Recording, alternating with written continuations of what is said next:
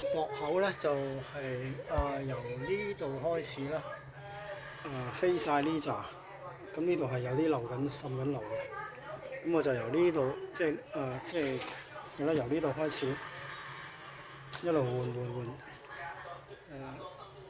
全部夾死晒㗎啦。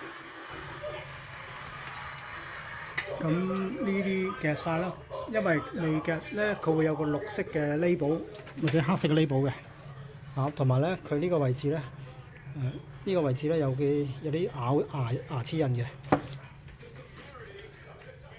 呢個就牙齒印嚇，咁再 double check 下先，咁跟住就開水啦。咁呢條喉咧就換咗呢度啦，就由嗰度開始。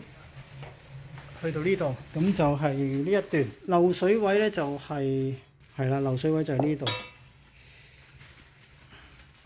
咁另外有一個滲水位，佢唔係漏嘅，就係呢度，呢個位置滲嘅。好奇怪呢個位置，佢唔係漏，但係一摸落咧就濕嘅，一摸落濕嘅呢啲位置。咁我懷疑佢之前可能嗰啲松香抹唔乾淨。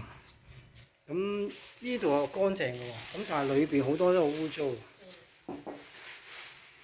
好多殘留咗嗰啲，特別呢一度咧好犀利，唔知有人得閒趕收工呢啲，冇清潔咋。OK， 好。